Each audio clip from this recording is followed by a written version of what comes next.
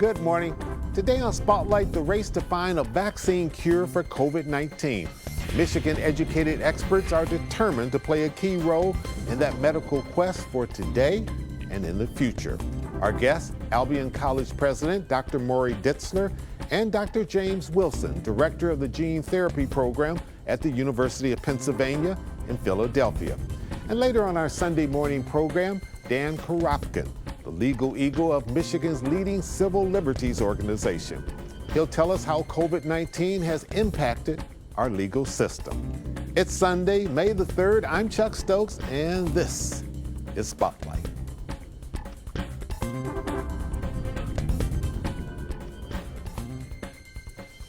President Ditzler, thank you so much for joining us today on Spotlight. You doing okay? I'm doing great. Good morning, Chuck. You have a 2020 Michigan Promise Scholarship. Would it be safe to say at the onset of all of this that while everybody's focused in on this current epidemic, that you're more concerned right now about grooming that workforce looking way down the line to that next pandemic? Yeah, that's absolutely right. We hear from young people that there's so much uncertainty. They're not sure where they want to go to college. They thought they might go to the East Coast or West Coast, or they thought they might go to a big institution, and they're worried about getting too far from home. They're worried about big classes, and so they think they might take a year off. But we don't want students taking a year off because they need to get an education, these bright young people in Michigan. They need to get an education. They need to get out there in the workforce. They need to be scientists. They need to be getting ready, as you say, for the next pandemic. You're concerned from what I read about the fact that financially it's hurting people and it's disrupted the process so much that you've thrown out ACT, SATs, all kind of testing, and you want these students and you want them to be prepared for the future. Normally, May 1 is the deadline most colleges have for students making up their minds. So in a typical year, students would have already made up their mind, or they'd be making up their mind tonight and where they're going to go to college next year. And families are saying, can we afford that college? Is it too far from home? They're doing some rethinking. And so Albion College, like many other colleges, are doing some flexibility for the students. And if students need a couple more weeks to make up their mind, we're going to be perfectly happy to take their decision mid-May or even as late as June 1st. It looks like we're going to have our biggest class in about a decade. Really? Maybe one of our biggest classes ever. Yeah, we're really feeling good about that. I think people are looking to the small class size that we have at Albion to be comfortable. But despite the fact that we're full, we've got some surge capacity, and we're going to open up our surge capacity, and we will do everything we can to admit all of the students that meet our entrance requirements. What we've pledged is that if young people will apply for the federal grants and the state grants, and most of them have, right? Because that's very typical. Families under 65,000 will typically qualify for federal and state grants. If they apply their federal and state grant to the Albion College tuition, we will add sufficient scholarships of our own that it will fully cover our tuition costs. Now, we're a residential college, and so students have to buy their meals and their housing on campus. Right. And they'll still be responsible for meals and housing. But because the scholarships will cover all of the cost for tuition, they can use their subsidized loans and their various loans that they can get to help with the room and board. The future biologists, chemists, MDs, and trying to create, I guess, would be safe to say, a model for the rest of the country?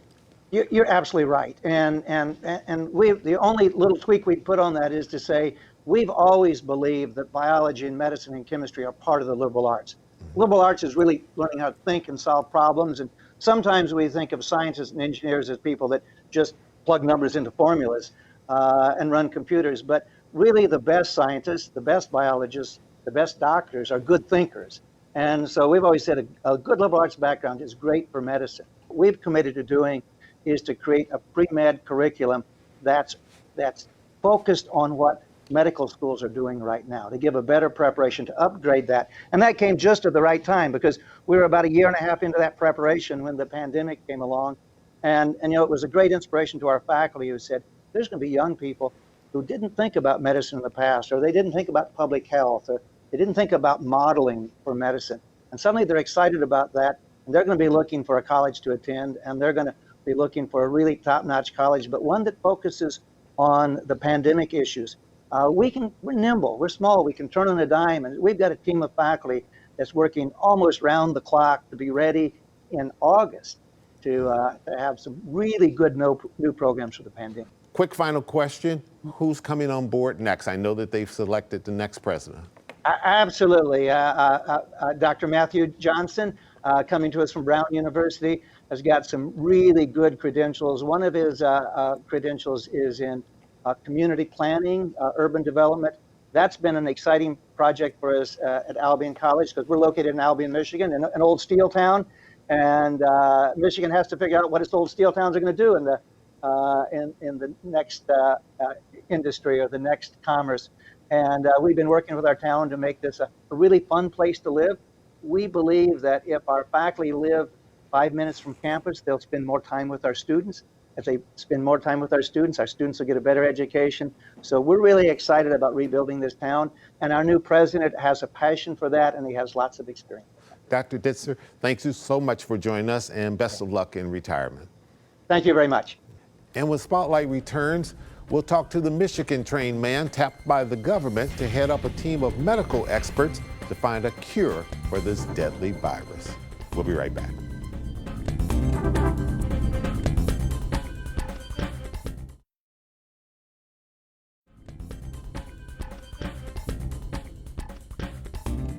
Doctor, how are you from the great city of Philadelphia? Well, we're doing the best we can here, but I'm delighted to be able to be talking to you today. Having my roots come from Michigan, it's good to be with you. That's what I understand. I guess we should touch on that first for our Michigan audience. You're really into purple and bold and maize and blue, correct? I am indeed. Grew up around Detroit, went to college at Albion, and then went to the University of Michigan, where I received an MD and a PhD before I came east. Absolutely. Well, you have great credentials, Phi Beta Kappa from Albion College, a chemistry major, and then, as you said, you went on to Ann Arbor and did your studies there. So obviously we're very proud of your representing the great state of Michigan. Let me ask you, you have been asked, I understand, by the government to stop the work that you've been doing on gene therapy, and you're one of the leading people in the nation to do that, basically to stop it on a dime and pivot and to try to focus in on finding a cure for COVID-19, correct? Yeah, indeed. It was about maybe 9 weeks ago, I got a call from the Undersecretary for Intelligence of the White House, a person who I've known in the past, and he asked me if I thought the technology that we had developed for gene therapy was to treat rare genetic diseases could be used as a countermeasure for COVID-19. And he had known of my work, and I thought it could. I wasn't sure what the trajectory of the pandemic would be. But when it became time to sign up, we signed up. And that was at a difficult time, because it was also coincident with the mandate to depopulate our labs and to practice social distancing, which is hard to do in a lab. So we had to make a decision as to whether we were going to move forward in this way. I have 300 people working for me, and we've sent as many home as we can work from home, but we've got to grind it out in the lab. We have over 100 people who come into the lab in shifts, most of them working on this project. But I can tell you one thing, I've never worked harder before in my life. Wow. What is your expectation, and how long, we keep hearing how long it may take to find a cure. I think for mumps, it took something like 4 years. We've heard 18 months at the earliest. As a scientist, as someone who delves into this all the time, what's probably realistic? So I think there will be 4 or 5 vaccine platforms, including one of ours, that will be tested in patients either at risk of acquiring the infection by the end of summer. And through September and October, we should get readouts on those experiments that will determine which are important or necessary to progress forward. That would then progress into larger trials through the fall. The question is, how much data would be necessary in those larger trials to convince the government to say, yes, this is worth now providing to millions and millions of people. And those studies take time. In part, it's going to be related to how prevalent the infection is at that point in time. How much testing needs to be involved so that when this does come out with something that the FDA and everyone approves, that you can be reasonably sure that this is not at risk to the general public? I mean, those would be thousands and thousands and thousands of people, not millions of people. And right now we're working with the FDA. In fact, last night we finalized our plans on what our proposal would be for large-scale testing. A lot of it would depend on the data, but you have to be very careful with vaccines. The design is to prevent an infection, but something that is possible, unlikely, but we want to make sure doesn't happen, is you inadvertently don't make an infection worse. But at the end of the day, human trials, one needs to be deliberate, one needs to be careful. All right, Doctor, we need to take a quick break. We will come right back with some more questions about this very important topic. Stay with us.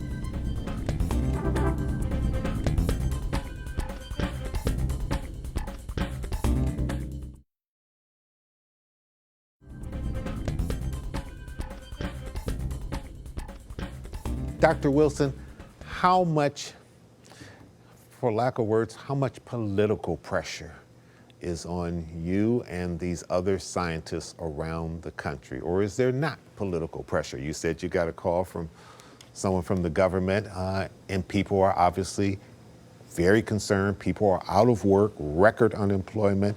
There's got to be a rush on all of this. Well, we feel an enormous pressure because we may be in a position to provide a solution, but that isn't political pressure. That's just the sense of importance and need that we all feel, all of us, on how this is impacting on us literally or indirectly.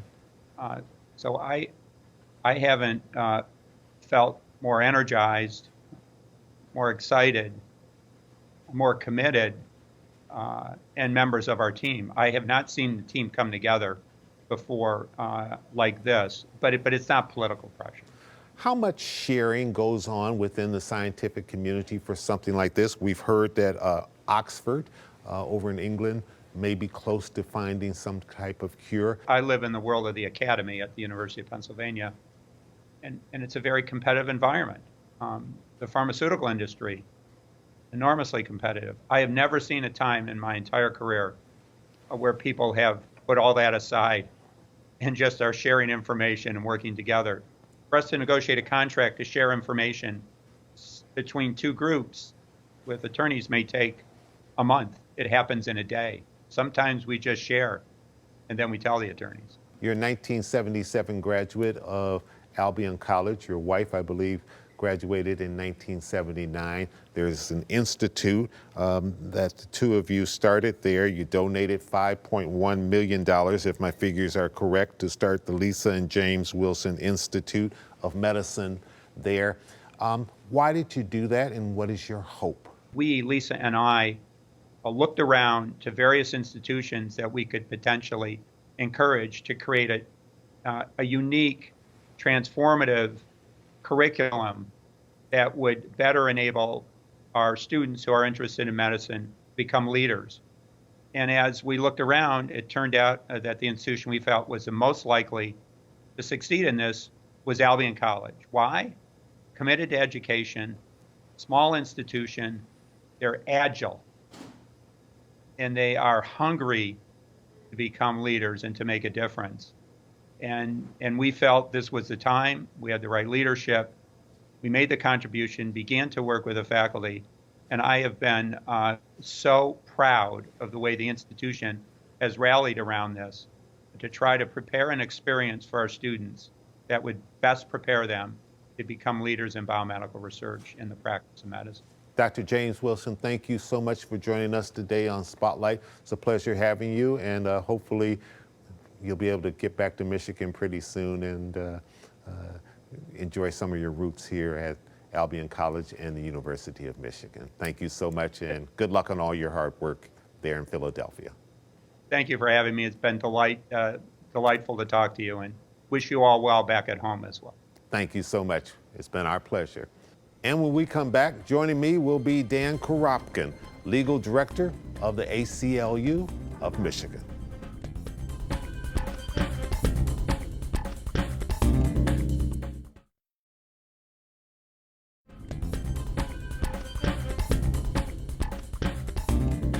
Let me ask you point blankly, how badly has COVID-19 hit our penal system, oftentimes affecting people that either don't have a voice or people don't care about their voice?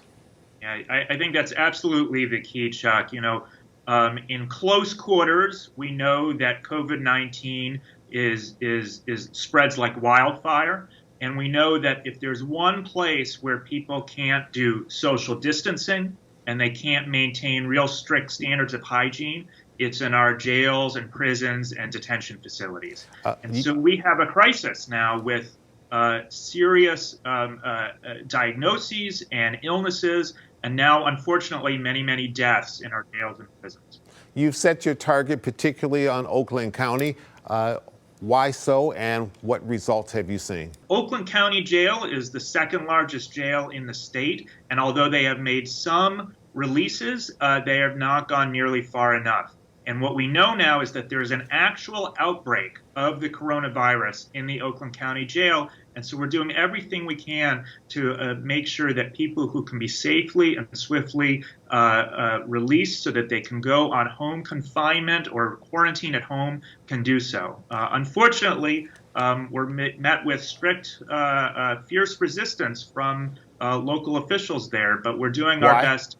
I think at some level, there's still a lock 'em up mentality in our state that's left over from the 80s and 90s. One of the problems is that people of color, African American men in particular, are locked up at rates vastly higher than white people in our state and in this country. The figure I've heard is something like 7 times the number?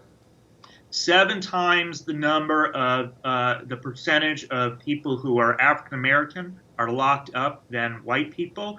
And that is part of what we're seeing reinforced when COVID-19 is striking at vulnerable communities. You know, this coronavirus, it doesn't discriminate, but what we are seeing is because of the underlying systemic racism for decades and decades in our country, we're seeing that people of color, and particularly African Americans, are catching COVID-19 and then dying of COVID-19 at much higher rates than whites. In the society, I imagine that you're facing people who say, look, why are we so concerned about that when those of us who abide by the laws, abide by our legal system, and many of us who are now either out of work or we're working remotely from home, we're under house arrest, so to speak, and if anybody should be getting priority in this system, it should be us. Well, the fact is, Chuck, that absolutely we want to protect everyone's safety and everyone's health in this crisis. And what we're doing by staying home and by self-distancing and social distancing and self-quarantining is we're protecting the safety and health of our families. And unfortunately, that's not possible in jails and prisons. But a jail sentence shouldn't be a death sentence, right? Not to mention the families and safety of people who work in corrections. You know, jail guards go into the jail, then they go home and they're with their families. We want to minimize the risk of anyone catching this disease because we know that it can be deadly. You've also expressed some concerns about immigrants and people who through our ICE system have been detained, who may also be locked up or at least behind bars or at least on detention at some point. Yeah, we have hundreds of immigrants in this country who are in detention, even though they have never been accused or convicted of a crime. And so that's another problem where we're just putting lots of people in closely confined spaces where we know all of our public health experts tell us that this is the worst place for anyone to be during a pandemic like the one we're experiencing. You've written a recent letter to the governor of this state as well as the Michigan Supreme Court, and you want to expand the moratorium in terms of housing and people being evicted? The other real big problem we're going to be facing in this state and all over the country is the economic crisis that's going to develop as a result of this pandemic. And what we're real concerned about is all of the people who are already vulnerable to being either evicted from their homes or foreclosure. We know there's been a massive foreclosure crisis in Michigan in recent years, and even people who are at risk of having their utilities like heat and water shut off. These groups are vulnerable and they need to be protected. And so we're asking the Michigan Supreme Court and the governor to take what they've already done, which is a temporary moratorium on evictions, and expand that to include a moratorium on all removals from people's homes and shutoffs of utilities while this crisis is still developing. We have an election coming up on May 5th in some areas. You're very concerned about this and the impact that COVID-19 has had on that and people's access and their voice to voting. What do you want changed? Absolutely. You know, voting is the lifeblood of our democracy, right? And even during a public health crisis, we have to make sure that democracy continues. If it's not happening, then we're all in trouble. So when we have an upcoming election in May, we want to make sure that absentee voting, mail-in voting, is as easy and simple and efficient as possible. We also want to make sure that for those of us who can't mail-in vote, that there is still in-person voting available that's safe for everybody. And so we are working with our Secretary of State's office and our local clerks to make sure that the May election goes off without a hitch. And then we're going to have a primary election in August and a general election in November. So it's very important that voting be simple, easy, and safe. I'm sure we'll be getting you back because this system is being challenged in ways we never ever dreamt before. Thank you so much. Thank you, Chuck. Well, thanks to all of my guests today. We'll be back next week with more newsmakers in the spotlight. And remember, you can always watch us online at WXYZ.com or on my Facebook page. And finally, a special programming note for our Mid-Michigan viewers who have been watching us since 2014 on WKAR in East Lansing. We've moved from our afternoon time period to 11:30 Sunday morning. Detroit market stays the same, 10 a.m. every Sunday. But in Lansing, our new time, 11:30 a.m. Got all that? I hope so. I'm Chuck Stokes. Stay safe.